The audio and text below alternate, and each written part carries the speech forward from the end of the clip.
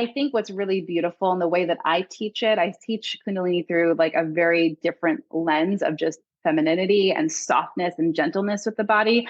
Because if something happens really fast, it goes away really fast too. And so I'm all about like, let's do it nice and gradual where you're going to feel it every time you tune into it. That's a given, but you might not have these crazy euphoric experiences every single day or every time you practice it, because what comes up has to come back down too. And so if we start to really build that muscle, you start to build up your energetic endurance to receive more happiness, more love, more abundance, and you can really hold on to it. If it cracks you open that first time, you're going to then spend a month or two in therapy and healing and this trying to like process, all this that occurred. And so if we do it nice and gentle and really listen to the body and what it needs, it's going to be a beautiful experience.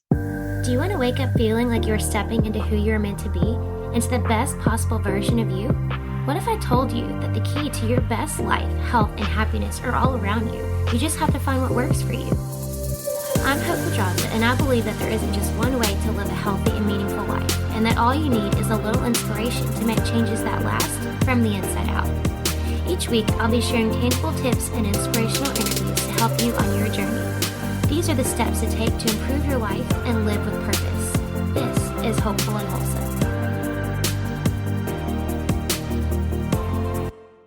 Hey y'all, welcome back to Hopeful and Wholesome. I have on the show today my guest, Brianna Rose, and I loved this conversation with Brianna. She is a globally recognized spiritual business coach. Y'all can go check her out on Instagram. And she really believes that embodiment is the portal through expansion. And she's the creator of the 7-figure Light Leader brand. And she uses some really, in my opinion, really cool techniques in her spiritual business coaching, one of those being kundalini, which we dive into today. But we talk about this kind of body wisdom and kundalini, what that has to do with it, and tuning into your intuitive gifts, what kundalini is, what it is not, and how that really does help us like connect with ourselves, connect to that source energy, that divine energy that helps us be able to bring our intuitive gifts and our spiritual gifts and just our gifts, our impact to the world. She has so much experience in this, leaving the corporate world and the very like masculine driven go culture to this totally spiritual world, kind of becoming what she calls a spiritual CEO. So we'll talk about that during her journey there. And then really how, even if you're not looking to become CEO, but being the CEO of your own life, using these tools that she uses with her coaching clients to really just tune into your higher wisdom and your inner guidance and your intuition and that divine wisdom that comes from God, from source energy. So let's jump in. All right, y'all, let's jump in. I'm here with Brianna, and I'm so excited to bring her on this show. So much to talk about with her. Thanks so much for joining us today. Oh my gosh. Thanks so much for having me. I'm so excited to be here. Me too. And so, Brianna, you dabble in quite a few things as a spiritual business coach. And I was mentioning before we hit record, there's some aspects of kind of the spiritual world that you bring into your work that we haven't talked about on this show, which I'm really excited to talk about. But can you just kind of give an overview of what you do as a spiritual business coach and what your focus is? Yeah, definitely. So essentially at its core, I help people to come out of the spiritual closet. Typically, people are kind of in that space where they know they're a little intuitive, they know they're meant to help people, but it also feels really scary to kind of boldly come out and claim, this is who I am, this is what I do. So I help you to like blast open that door, fully step into your power, acknowledge what your gifts are, how you're meant to serve people and support people and heal people. And then the best part is we get to infuse that into a business that is like built around your energy, your lifestyle, that is rooted in like your heart center and built with compassion. So that way you can use your gifts as a vehicle to raise the vibration of the planet and truly change the world. I love this. And I love your analogy of coming out of the spiritual closet. And I think that resonates with so many people. And I've had a handful of, intuitives and mediums and stuff on the show. And I feel like that is a lot of people's story where they knew they had these gifts and they were either like embarrassed or they were scared because they didn't know what to do with it. I just feel like that's such a common story. Agreed. Yeah. I mean, I see it was within myself, but I see it with all of my clients, even the ones that feel kind of safe in it. There's always this layer of them being held back by it. Mm-hmm. They know that they're intuitive, but they don't say like how intuitive they are, or like Mm-hmm. how deep their gifts are. And I always say that's such a shame, not just for you as the person, but also like for the world, because like you have those gifts to Right. help others. And so if you're dimming your light or holding them back in, you're taking away someone else's opportunity to like Totally. heal through you and by you. Mm-hmm. I totally agree. And I think that is, I mean, I'm a firm believer of us all playing, a piece of the collective puzzle. We all have this piece we're Yes. supposed to fit in with everybody. And so I totally agree. I mean, you're like blocking the chain by not using your, so I totally agree with that. So Mm. is that how you got into this work? I love for you to talk through that. Was this something that you stuffed yourself in the spiritual closet? Like, was that kind of how you got into this? Yeah, which, I think is a reason why a lot of people start their businesses is because like they went through something, Totally. they came out of something, and they want to Yeah. help others that are going through the thing that they went through. So Mm-hmm. for sure, I was intuitive as a little kid. Like some of my earliest memories was like seeing and feeling energy and seeing Mm-hmm. spirit. And I was really afraid of it. So I would just like pray for it to stop. Really grateful I did have some awesome parents that, although they didn't know what to do about it, they were very loving and accepting of it, which was a great way to grow up. And Yeah. then the way that I kind of discovered this or rediscovered this was in my early 20s. I ended up going to college and got my degree in advertising and marketing. I'm originally from New York, so I went right into this like hustle culture of just like building and scaling businesses. And like my main intention was just to like literally work my ass off. Like it's so crazy to think about that, but like that was my goal. It's like I'm going to Mm-hmm. work as hard as I Yep. can. I'm going to do Yep. this and that and Yep. burn out. Woohoo. Like I was really excited about all of that. And by the time I was around like 23, I had really scaled the corporate ladder. I was a PR marketing director, and then I had a spiritual awakening, and it kind of just Mm. shook things up for me. And all of my spiritual gifts that I had kind of like pushed down, all of a Mm-hmm. sudden came out tenfold. And I was Mm. like, what do I do with these gifts? This is Right. so different than the world that I'm currently in. Yeah. And so that door I had to kick open myself, Yeah. Yeah. and really kind of navigate that pathway for myself. And then ultimately, that's what I help others do now Mm-hmm. too. Did you have like a specific moment? Like, was it a specific event that kind of tipped the scale? Was it kind of collective moments where you had this spiritual Mm. awakening, or was there like an initial moment where you're like, oh crap? Yeah, well, I think part of it is like, yes, there were definitely small moments like throughout the years where it's like Mm-hmm. everyone in my family or friends like knew Brianna was intuitive, but like Mm. I didn't actively, like use it. And Mm-hmm. then when I was around 23, 24, one of my close friends passed away. And that just opened it Mm. up because the last conversation that we had together, the last one that I can remember, very New York of us, we were having breakfast over bagels and we were just talking, and she knew I was intuitive, of course. And for whatever reason, she said to me, and it was just like a joke. She was like, listen, if I die first, I'm going to come back and haunt you because you're the only one that could see me or feel me or know Oh that my know that I'm there. And gosh. so when she passed away, like that was the first thing that Holy I thought moly. of. I was like, she's going to try to talk to me because she knows Yeah. that I can. And so Yeah. that was like it opened me up and then also lit a fire under my ass. Cause I'm like, she's Mm. going to try to talk to me. I better learn how to talk back, or I better learn Right. how to receive Yeah. her messages. And so that definitely kickstarted everything for me. That's crazy. Like, what are the odds that was the final conversation? I mean, that is like, oh my gosh, Yes. that's crazy. Yeah. That's Can't even crazy. plan that out. No, totally. Yeah, you can't make that up. That's nuts.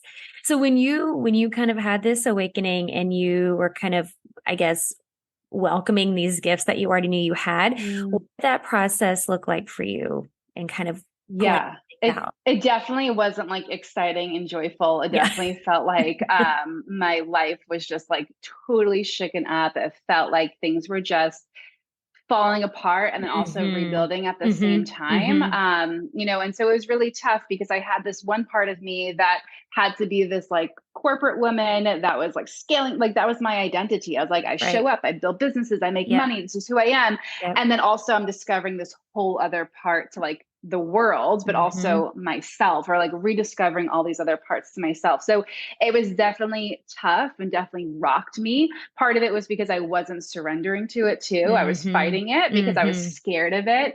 And so I just started to find teachers and mentors. And it was kind of one of those things where one teacher led to the next teacher, Yeah. led to the next teacher. Yeah. And I just started to double down on intuition and energy and learning more about it. And then I became the woman at work that was like bringing in oracle card decks and like doing readings at lunch and like, just doing That's those so types of funny. things, which was super fun.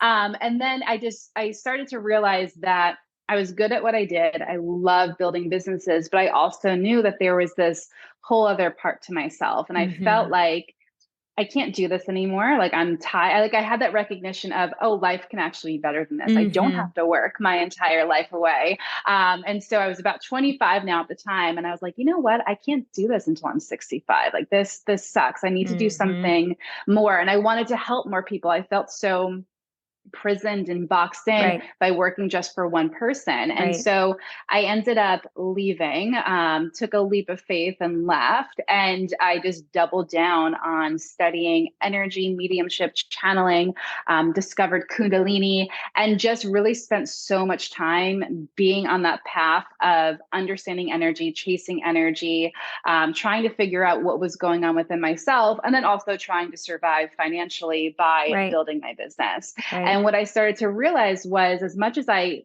had scaled businesses, $1 million businesses and beyond, when it came to myself, it was a whole other story because I had my own Your stories, my own. own Mm-hmm. beliefs, my own stuff that I had to work Mm-hmm. through. And like at first, my ego was like, you're going to be fine. Like you're just going to scale your own $1 million business. It's going to be easy peasy. You've done it for other people. Right. And it was way harder than I could have ever even imagined because part of it was I did have my own stuff, but also I was afraid of letting people see the real me. People Mm. had saw me as this very, hustle driven, Right. overachiever type of person, when in reality, I was also deep into studying energy work and intuition work and kundalini. And Yep. so it felt like I was this one person during the day and then this Yep. other person at Yep. night. And so the business was failing that I was trying to start because I created this very safe business where I was doing branding and consulting and graphic design, when in reality, my soul like did not actually want to do those things. I Mm-hmm. wanted to build the business that I have today. And so those first couple of years were really rough, but also really beautiful because they paved that pathway for who I am today. Right. I learned so much in those beginning years, and literally everything that I learned in those years became the foundations for all of my courses and programs that I now have today, my content, all of that. And so there was definitely a deep reason for it. But it wasn't this um, thing that I think sometimes we see on Instagram where it's like we wake up one day and everything's fine and Yeah. amazing and our intuitive Yeah. gifts are on and I have a 6-figure business and everything's great. Uh-huh. It took time to get there. Yeah. Yeah. I think that identity piece is a big part of it because I love your kind of shift from, hustle culture and like, we're in this masculine capitalist identity Yes. and hustle and make money and all this. Not that there's anything wrong with making money, but it's this, we're like going about it in this specific way, right? And I think, and then Mm, that identity shift, because I find that so often. And I feel like your story, I mean, this is a story that happens to a lot of people. And like I said, yeah. there's a handful of people I've had on the show with a similar thing where I was in corporate America, or I was on Wall Street or whatever. And this soul sucking job where my soul was like, Hmm. this is not where I'm supposed to be. But then there was this like internal battle of like, what does it mean to like totally shift my identity? Like for you, even Yeah. after you quit, it took you a while to still kind of shift that Yeah. piece of your identity, right? Like really step into it. Totally. Took 4 years. That's 4 great. Yeah. years. Yeah. Yeah, it took 4 years, and I would love to just like share a little bit more about that because I think a lot of people do that, or at least the people that I tend to attract, where they decide to start the business and it's like what they think they're Mhm. supposed to do, Right. or like what Right. their friends or family are going to accept them Be as. okay When in with. Yep. reality, they're like, oh, Mm-hmm. that's normal. That's safe. She can make Yep. money doing that. Yep. And in reality, like as an entrepreneur, all of us, I think, are artists actually, and we're just Yeah. visionaries and intuitives. And we probably have Yeah. this big vision of what we actually want to do, but we dim it in Yep. order to fit in, which is Yep. like the total opposite role of an entrepreneur. We're here to like create the things that change the world. Actually, we're the Exactly. innovators. Yes, it's so true. I find I resonate with that so much. I feel like I've been kind of in that place myself too. I mean, I've been an entrepreneur for over a decade, but Mm, I have a brick and mortar business and then I have an online business, and I'm kind of in this weird, like, I feel like I'm in this like in between state right now because I started out where I was doing just, first I was a nutrition coach and then I was this functional diagnostic nutrition practitioner, which I still am. But then I also have been bringing in like energy medicine and I'm, certified in mm, Reiki and all these other pieces. And amazing. it's slowly but surely. And I feel this pull, like you're saying, this pull to like do this intuitive work and do more of the energy medicine stuff. But it's like I think it's like, the ego side is like, just do a little bit at a time. Like, cause it's like, oh, that Mm, big jump over there to be like this woo woo, like energy medicine, all this, yeah. it is an identity shift. And I think too, like you're saying, even though I would love to say like, no, I don't want to fit in a box. Like, I mean, we really do. I We mean, I think do. it's, yeah. Yes. We all want to be loved and accepted Yes. and be Yes. a part of the group, of course. Yes, yes, exactly, exactly. And so I think that's the piece where it's like everyone's going to think I'm weird, even though, but no, Mm. I'm already weird, and I love it. It's like this battle of like you're like, well, make the box just a little bit, set just a little bit Yes. outside of the box, rather than just like blowing up the box and just totally doing your own thing altogether. Like it's a big Yes. deal. Yeah, yeah, totally. And what I'll say as someone that's come out of that, we make it way bigger than we realize. People Yeah, don't actually care. Like exactly, you come out of the exactly. box and you think everyone's going to be like applauding or saying Yeah, something to you, and yeah. like no one even Nobody fucking cares. noticed. Exactly. So like Nobody we make cares. it way bigger. Yes. People are so all of us we not are selfish, but like we are thinking about About ourselves a lot. So it's ourselves. like Yeah. when you come out of it, no one's thinking about you because you're thinking Exactly. about their own stuff that they're Yes. going through. Yes. That's exactly it. It's so true. It's so true. So you bring in the Kundalini piece, which I wanted to Yes. talk about because we haven't talked about on the show, and you use this Mm, for like wealth activation and that kind of thing. So can you yes. give like, I guess like the layman's definition, like explain what Kundalini is and then how you Mm. implement that into your work as a coach? Yeah, definitely. So Kundalini, most people, when if they have heard of that before, immediately they think that it's yoga and meditation. Mm-hmm. And it's not. It's actually an energy that we all have that lives within us. It's stored near the base of our spine, and it's a coiled energy that's coiled 3.5 times. Kunda means coil, lini means line. So that's where it gets its name from. And for most people, this energy is just dormant. It just lives within them and they don't even know that it's there. But if you're listening to this podcast episode, it probably means your Kundalini energy wants to awaken or you've been hearing it multiple times. So that's typically how Yes. energy works. And Uh-huh. so this energy through the lens of just mythology, this energy is pure divine feminine energy. It's said that it's the same energy that's created everything in this world, including me and you. Through the lens of science, it has been proven that this is a light frequency energy that Mm. lives within us, which is quite cool. And so what Yeah. starts to happen is through yoga, meditation, breath work, intentional movement, you can start to put pressure on this energy so it starts to rise. And so the reason why you want this energy to rise is it's birthing energy, it's creative energy, it's essentially like your untapped potential. Mm-hmm. And so, as entrepreneurs, this is great because we're constantly birthing things, whether it's content, courses, programs, and so on. And so, you start to work with this energy, it rises up through your central spinal column and it descends down through your vagus nerve. So, that's like the science Mm. lens of what's actually happening. So, it's literally turning on your nervous system, your entire body. It's a really cool, like physical experience. Through the lens of energy, though, what's happening is since this is a light energy, think of it almost like a flashlight. When you turn the flashlight on, it illuminates the darkness. And so what starts to happen is it's illuminating our darkness. We all have it because we're humans, right? So we all have limiting beliefs and stories and Mm-hmm. traumas, whether it's big T or little t traumas. And so Kundalini, what she's doing essentially is showing you these different parts of you that don't serve your highest and greatest good. And so they Mm, come forth in order to essentially purify and heal and transform. And the mhm. reason why that happens is the main goal of Kundalini is to allow you to like rise into your highest potential, to be the most like authentic, loving, compassionate, conscious person.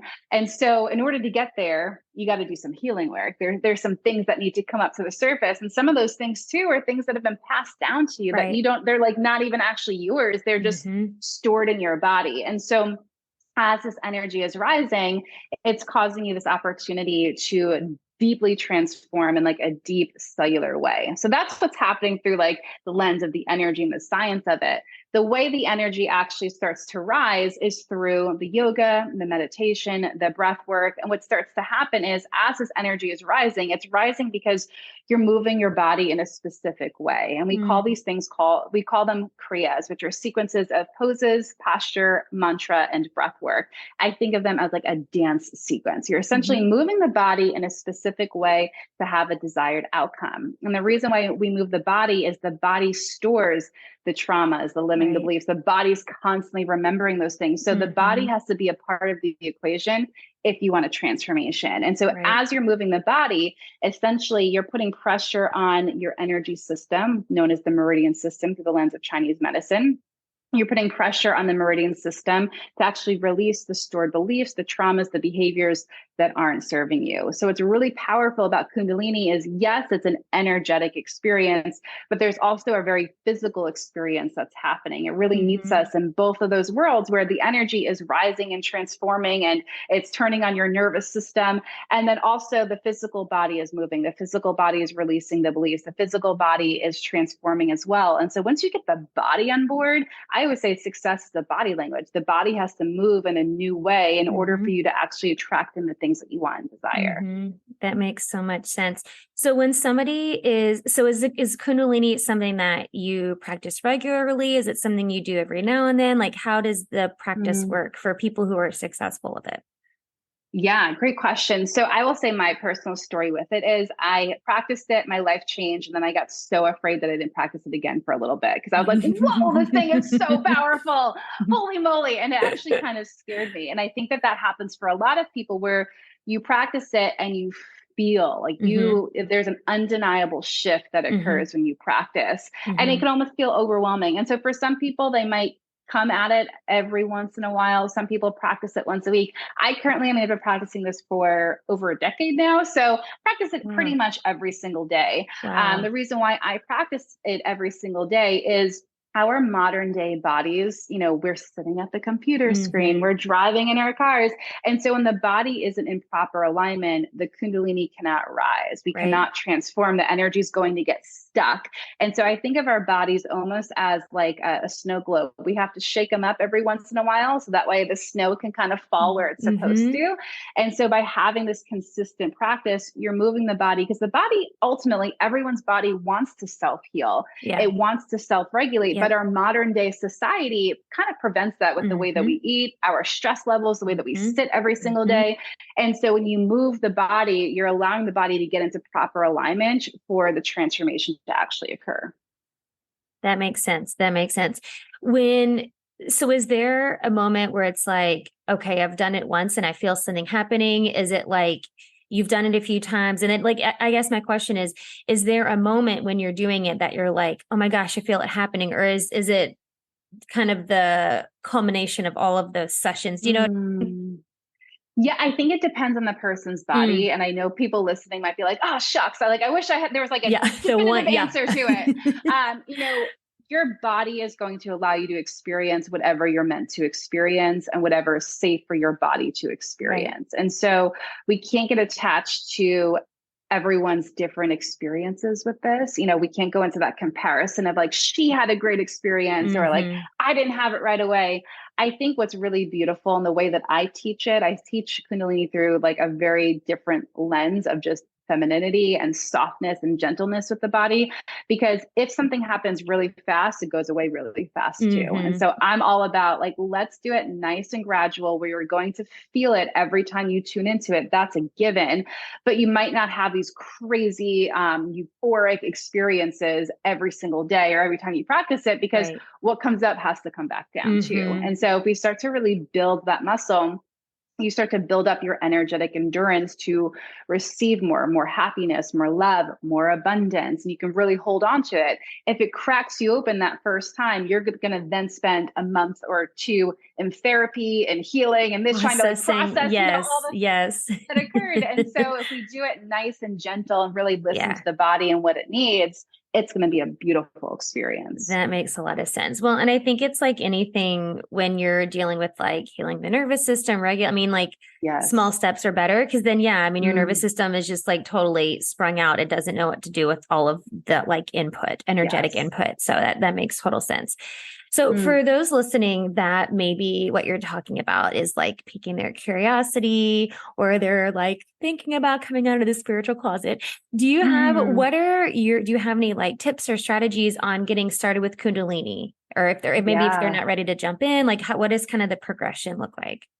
Yeah, great question. I mean, I think the biggest thing is like I said, if you're listening to this, it's probably a sign that the energy wants to awaken, or you've already heard of it before. And this is a sign to like learn more about it. There's definitely tons of resources. If you Google or go on Amazon and find books and all of that, I will say just the way that I teach it is very different. The way that it's been taught here in the West has been in this very dogmatic, restrictive way, which is not how I teach and not how I believe that we should be teaching it, because it's a feminine energy. So we can't be suppressing it. And so if you want to learn from me, that I definitely have a ton of free resources that you can check out on Instagram and on my Facebook and all that. But even before all of that, just sit with yourself and close your eyes down. The energy of Kundalini lives at the Dantian point, which is an acupuncture point. And so it lives between your navel center and the base of your spine. And so if you connect your navel center to the base of your spine, in the center there is actually where the energy lives. So if you just gently close your eyes down, you visualize where that energy is in your body, you can actually start to feel it pulsate and open and awaken with your breath, and just start to connect to your own Kundalini energy. Start to just see how it feels in your body. See if you notice any color, any sensations, notice how large or small it is. And I think even before you practice anything with me or any other teacher, get to know yourself first, get to know your own energy first, because if you have that connection, you start to have that body sovereignty over yourself. And then you carry that with you, no matter, what teacher or what book you're reading, yourself first and foremost. And I think that that's most important. Yeah, that's such good advice. I mean, it's within anything, right? Like learning your body first and like tuning into your body first, because I mean, I think, you could probably speak more of this because you teach this to people that work with you, but I feel like there's kind of what you were saying about you, like leaning into your gifts and stuff, like when you're forcing it, it's not going to happen. And I feel like when you're not connected with your body or you're not used to listening to your body, there's like a forcing that's probably happening that's going to prevent the desired outcome, really. Totally. And also it's like, if you don't know your body, you don't even know what you should be feeling, or what, like, you don't even know what it is. So you're kind of going into it blind and you could be missing the magic. Right. Yeah, for sure. For sure. That's such good advice. Okay. This is such a good conversation, and I'm so excited to get people into this. And I will say, I would love to hear, this is just such a random question, but I thought of this. Are you familiar with Dr. Joe Dispenza? I've heard of him, of course, but I haven't read up on his work yet. So I'm just curious because I've gone through Reiki training and stuff, and we talked about this in my trainings. I would just love to hear your take on this. So he's all about like healing your body and he's much into science and stuff, but his methods are very like Kundalini Reiki-ish energy, but he will never call it that though. Like he doesn't even he uses the words energy centers because he thinks the word chakras can be divisive for people if people don't resonate with the word, which I can totally get it. But a lot of the breath work he does, he talks about the life force energy that comes from the base of your spine and talks about breathing up into the pineal gland. And so I forget what I'm going to ask you now. I just want to know your thoughts on that, because I feel like there is, I don't know, I guess he takes a more like I don't know if mainstream is the word, but I guess he kind of tries to take a little bit of the spiritual out of it. But as far as like the breath work, is there, I think that's what I was going to ask you about the breath work. Is there breath work that like can get you into that space easier? Is it the whole like breathing from the base of your spine, which your pineal gland thing? Like, does that all like tie into how you're helping people connect with the Kundalini energy? Yeah. So any intentional movement or breath can awaken Kundalini. So it's like literally even walking can actually start to awaken the energy. Like I said, I'm not too familiar with his work. I know of him, of course, and a lot of people ask me about him because he does teach stuff and they're like, is that Kundalini? Right. I will say, yeah, I mean, Kundalini is also known as life force energy. It's the same thing. Even if you look into more religious studies, Kundalini is there. It's just been interpreted in just different lenses in different ways. This stuff isn't new. Right. Kundalini actually dates back to the Ice Age when it was first kind of discovered and brought forth. So it's way older than us. It's been around for a while. And so if you hear the term Kundalini, Shakti, feminine, light force, it's all the same thing. It's the same thing, just someone's putting a different lens on it. Right, but it's the same thing. Yeah. I always find it funny. I had a conversation a few weeks ago with a girl that was on my podcast. I always find it funny when we're like talking about these things, like they're like new age things and like they're alternative. We're like, they've literally been around for thousands of years. So like, it's not like, oh, we just found this thing. And like, it's just so funny to me. Like this stuff has been around for a long time. Agreed. But also it's like we probably all are old souls. And so we just keep reincarnating and bringing it with us and modernizing it and making it seem really fresh and fun and exciting. But it's also how these things continue to live too, is that we add in our new flavors to it. I think so too. And I think you made a good point about kind of not letting it be dogmatic and letting it be more fluid and dynamic. I think that's how we all grow and evolve just in life, period. So why keep it like, so I think that's how we are able to like find new gifts in these old, methodologies and stuff. So I love that. So good. Agreed. Thank you so much, Brianna. This is so good. I do have one more question I want to ask you, but before I ask you that, can you let everybody know where they can find out more about you and learning about Kundalini and all the things that you're doing? Yes, definitely. So I love hanging out on Instagram. So you can find me at I am Brianna Rose. It's really me running that account, not my assistant. So please slide into the DMs and say hello. Would love to connect with you. And then I also have a free Facebook group called Rising Light Sisterhood. We have over 100 free trainings inside that space, all about entrepreneurial energetics and Kundalini and messaging and building your light-fueled business and so on. So those are two really great places to start. Perfect. So many good resources. And I'll put all that in the show notes so y'all can go check this out and give Brianna a follow. Okay. The last question I want to ask you, I like to ask everybody, what do you think is the most important thing you can do to live with purpose? I think it's always checking in with yourself before you make decisions. Taking that sacred pause, taking that sacred breath and saying, does this serve me? Do I actually want this? And then choosing from that place rather than doing what you think you're supposed to do or listening to an external source. I think when you can go within, then you're going to live with purpose and intention. And that's actually going to help everyone in this world, including yourself. I love that. Go within. Those are words to live by. Thank you so much, Brianna. This was so good. Such a good conversation. Thank you for sharing your gifts and your insight and your wisdom and for your time with us. Yes, thanks so much. I had a blast. Thanks for listening to Hopeful and Wholesome, y'all. If you found value in this week's episode, please subscribe on iTunes or wherever you listen to your podcast and leave a review to let me know what you thought. I'd love to know what you find useful in these episodes so I can know how to provide the most value I can to my listeners. And if you have topics you'd like to know more about, I'd love to hear those as well. So shoot me a message on Instagram, Facebook, or LinkedIn. It's at The Hope Pedraza, or you can visit my website, hopefulandwholesome.com. Thanks, y'all.